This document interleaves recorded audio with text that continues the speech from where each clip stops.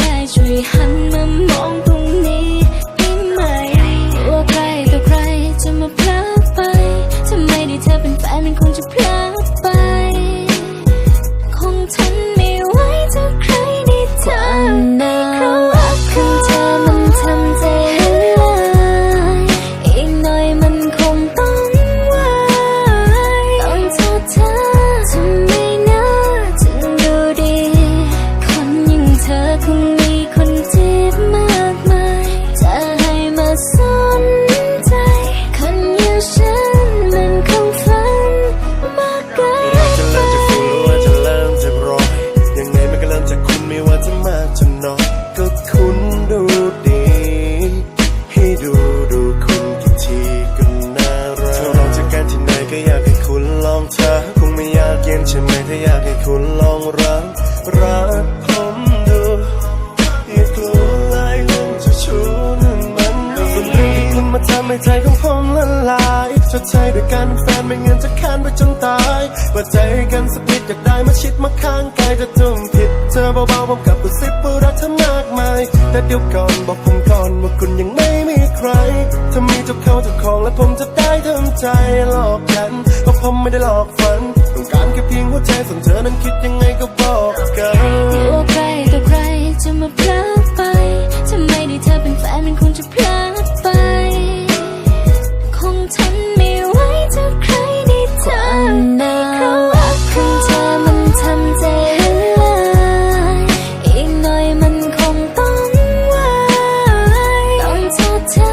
ทำไม่น่าจะดูดีคนอย่างเธอคงมีคนจีบมากมายจะให้มาสนใจ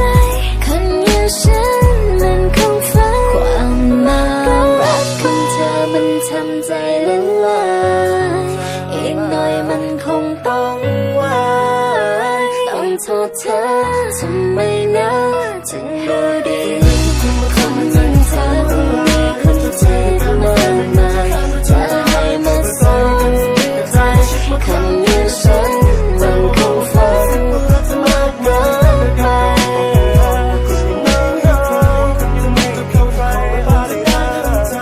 จะได้ทำใจต้องการแค่เพียงหัวใจส่วนเธอนั้นคิดยังไงก็บอกกัน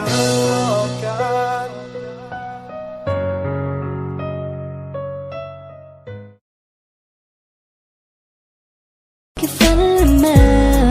ภาพเธอมันยิ่งชัดเจนขึ้นทุกวันจิตใจมันลงลอยอยากจะบอกว่าชอบเธอนะ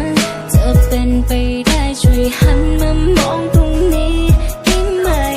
ว่าใครต่อใครจะมาพลาดไปถ้าไม่ได้เธอเป็นแฟนมันคงจะพลาดไป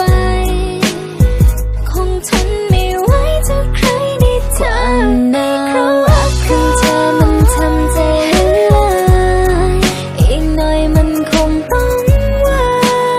ยต้องโทษเธอทำไม่น่าจะดูดีคนอย่างเธอคงมีคนจีบมากมายจะให้มาสนใจคนอย่างฉันมันคงฝันมากเกินไป จะเริ่มจากฝุ่นหรือว่าจะเริ่มจากรอยยังไงมันก็เริ่มจากคุณไม่ว่าจะมากจะน้อยก็คุณดูดีให้ดูคุณกี่ทีก็น่ารักถ้าเราจะกันที่ไหนก็อยากให้คุณลองเธอคงไม่อยากเย็นใช่ไหมถ้าอยากให้คุณลองรักผมดูอย่ากลัวเลยเรื่องจะชูนั่นมันส่วนเรื่องที่คุณมาทำให้ใจของผมละลายชดใช้ด้วยการเป็นแฟนไม่งั้นจะค้านไปจนตายว่าใจกันสักนิดอยากได้มาชิดมาข้างกายจะทุ่มผิดเธอเบาๆผมกับกระซิบว่ารักเธอมากมายแต่เดี๋ยวก่อนบอกผมก่อนว่าคุณยังไม่มีใคร